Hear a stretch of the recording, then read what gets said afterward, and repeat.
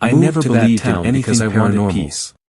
At least, no traffic. Not until that night. No crowds. A few years ago, my boyfriend invited me to spend the weekend at his house. Endless trees, quiet roads, the place and was the kind of silence that makes you feel like you've escaped the world. No neighbors. At first, streetlights. It was perfect. Just miles of trees and darkness. Everyone knew him. It felt peaceful during the day. Everyone talked about him. At night, it felt completely different. And everyone said the same thing. Around 2 a.m. Don't worry about Hector. I woke up suddenly. He's harmless. At first, just a strange guy. I didn't know why. That should have made me feel better. A deep humming sound. It made me nervous. It wasn't loud, because every time someone called him harmless, I could feel it more than looked away. The entire room seemed to vibrate. The first time I saw him, on the bedside he was standing outside a gas station. The walls shook slightly. Completely still. My boyfriend sat up instantly. His clothes looked dirty. You hear that too? His hair was a mess. I nodded. And his eyes never grew stronger. As I walked past him, he slowly turned his head and stared at me. Then suddenly, not my face. Boom. Me. The whole house shook. Like he already knew who I was. It felt like something massive had crashed crawled up my spine. We jumped out of bed. I quickly got into my car and the lights flickered. But that wasn't the last time I saw him. The sky lit up with bright flashes. Not even close. Not over the next few weeks, Hector seemed to appear everywhere. The flashes were white. At the grocery store, almost blinding. Near the hiking trails, and completely silent. Standing on empty roads. My phone lost signal. Always watching. His phone lost signal too. Always silent. And every single time I saw him for a second, I felt the same thing. Then off. Fear. Every electronic device in the house started acting strangely. One afternoon, that was when my boyfriend to explore a section of forest outside town. He whispered.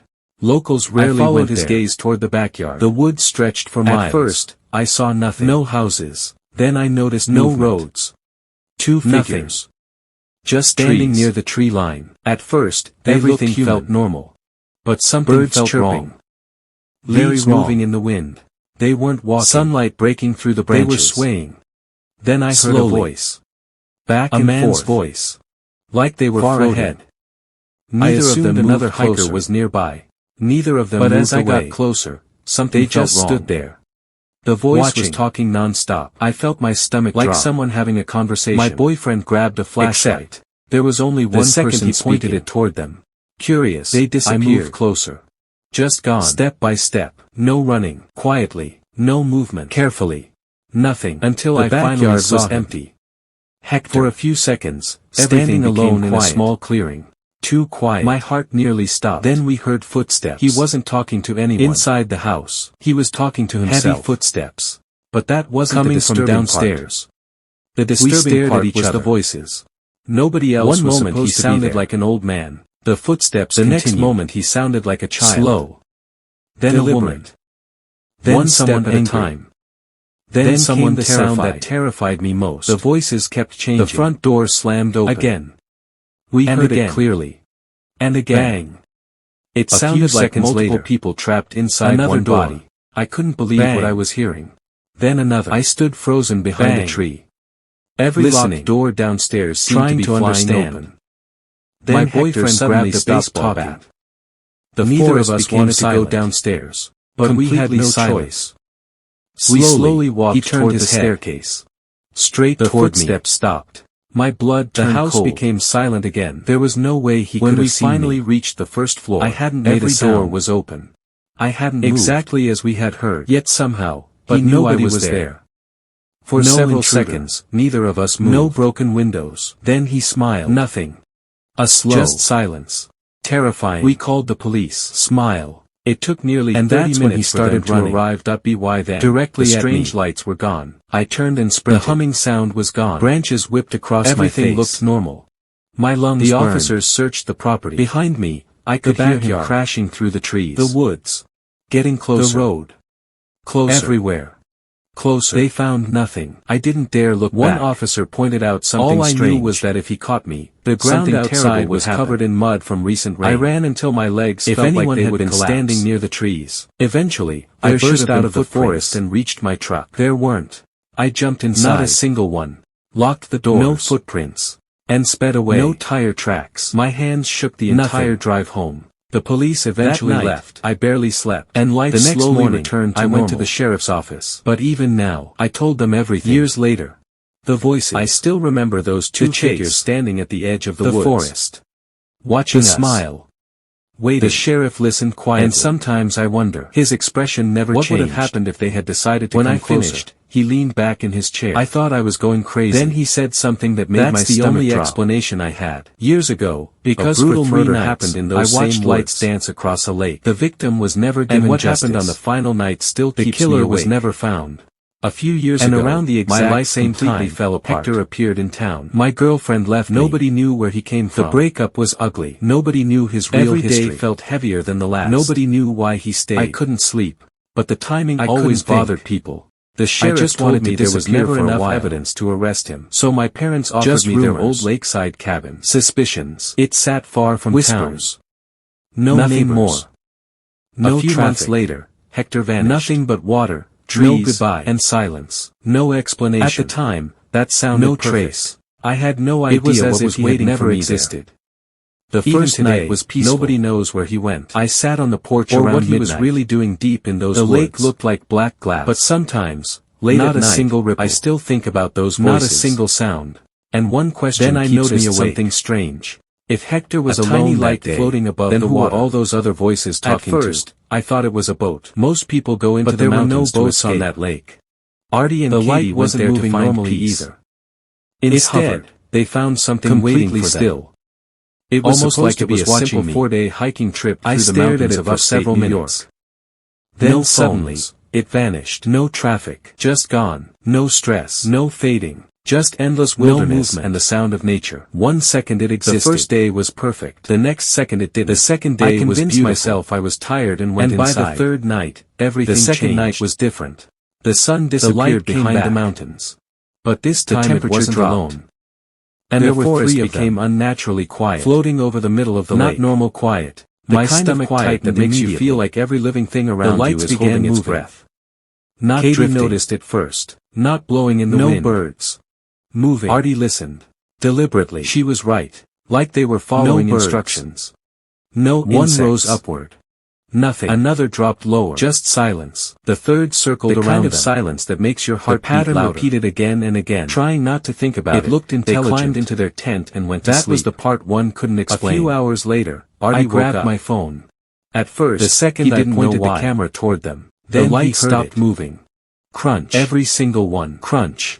As if they knew I was recording.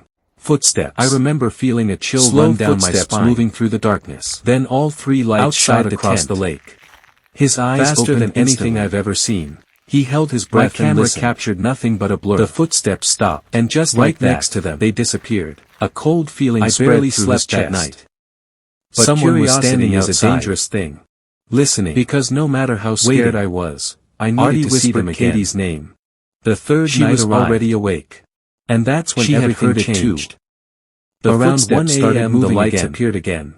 Circling the tent. This time they were much closer. Slowly. Close enough to see their reflection on the water. Like whoever it was didn't want to be seen. 6 of them. Artie grabbed his flashlight. I stepped outside. The footsteps immediately stopped. The air felt strangely heavy. Silence. The lake was silent. He counted to 10. The trees were silent. Nothing. Everything felt wrong. Finally, the light started moving toward each other. Shined the light outside. Slowly. The forest was empty. Carefully. No people. Almost like they were gathering. No animals. One by one, they merged together. Just darkness. 6 lights became 5. The kind of darkness that feels alive. 4. He stepped outside and checked around the campsite. Until finally, nothing. There was only one. Not a single thing. A massive glowing orb hanging over the lake. He returned to the tent. I couldn't look away. But neither of them slept much after that. The thing was enormous. The next night was bigger than any light I'd seen before. Much worse. It pulsed. Around midnight, Katie woke up suddenly. Dim, bright. She heard something. Dim, like a heartbeat. A sound that didn't belong in those woods. It started moving toward the cabin.